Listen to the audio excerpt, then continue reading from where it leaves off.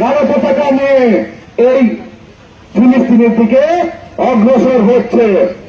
আমরা তাদেরকে অনুসরণ করব, তাদেরকে যেভাবে সহযোগিতা করতে হয় আমাদের হযরত মুহাম্মদ সাল্লাল্লাহু আলাইহি ওয়াসাল্লামের সেই ভবিষ্যৎবাণীর পরিপ্রেক্ষিতে আমাদের যে নির্দেশনা রয়েছে সেই নির্দেশনা বাস্তবায়ন করতে আমরা মাত্র প্রস্তুত আছি ইনশাআল্লাহ। আপনাদেরকে জাতীয় সঙ্গীত রাখতে চান কিনা? আপনাদেরকে জিহাদ করতে চান কিনা?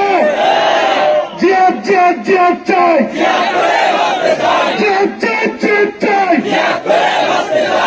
আজকে আমাদের একটাই কথা, একটাই দাবি থাকবে প্রত্যেকের, এটা আমাদের সরকারকে অনুপ্রাণিত করতে হবে, সরকারকে উচ্ছ্বাসিত করতে হবে, যাতে করে ফিলিস্তিনের পক্ষে কিভাবে আমাদেরকে যুদ্ধের মাধ্যমে সহযোগিতা করা যায়, আমাদেরকে প্রয়োজনে সেনা পাঠাতে হবে। আমাদের সরকারকে এই সরকারি প্রয়োজনে সেনা পাঠাতে হবে, আমাদেরকে যুদ্ধের প্রস্তুতি নিতে হবে, আমাদের যুদ্ধ করার মতো প্রশিক্ষণ দিতে হবে। আমরা যাবো, ইনশাআল্লাহ যাবো, সবসময় রাজি আছি এবং ইসলামের জন্য আমরা জীবন দিতে রাজি আছি। আমাদের মুসলমান ভাই বোনদের জন্য আমরা জীবন দিতে রাজি আছি। যে কোনো সময় ডাক আসবে আমরা সেই সময় যে কোনো অবস্থাতে আমরা রওনা হয়ে যাবো ইনশাআল্লাহ। কি বলবো যে ফিলিস্তিনে যে হামলা হচ্ছে সেটা নৃশংস নির্মম, কিন্তু আমি বলি বন্ধুগণ, ফিলিস্তিনের যে বর্বরতা চলছে সেটার জন্য বাংলা অভিধানে পর্যাপ্ত শব্দ নাই। এই বর্বরতা বর্ণনা করার জন্য আমাদের বাংলা অভিধানে পর্যাপ্ত শব্দ নাই। জালিম শব্দটা এই ইহুদিদের জন্য তুচ্ছ।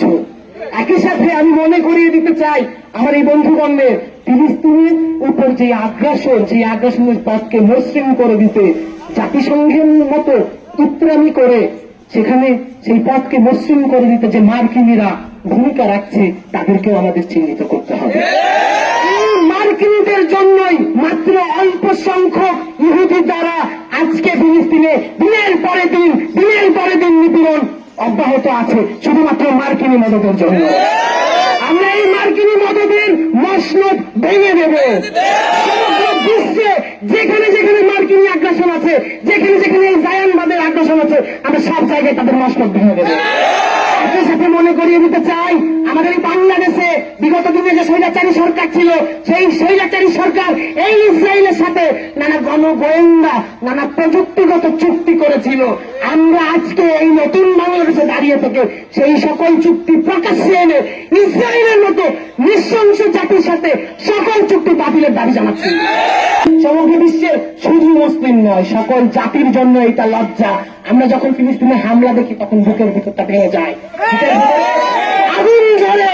যখন দেখি ফিলিস্তিনি শিশু চাপা পড়ে আছে কংক্রিটের নিচে, যখন দেখি ফিলিস্তিনি শিশু অসহায় হয়ে অন্যরকম হয়ে আল্লাহর কাছে আহ্বান জানাচ্ছে রক্ষা করার জন্য, কাজেই এইটা শুধু মুসলিম উম্মার একার লড়াই না, যার ভিতরে মানবিকতা আছে, যার ভিতরে ন্যূনতম মানবতা আছে, প্রত্যেকের লড়াই। এই ইহুদি, এই জায়ানবাদের অস্তিত্ব পৃথিবী থেকে একদিন নিশ্চিহ্ন হবে।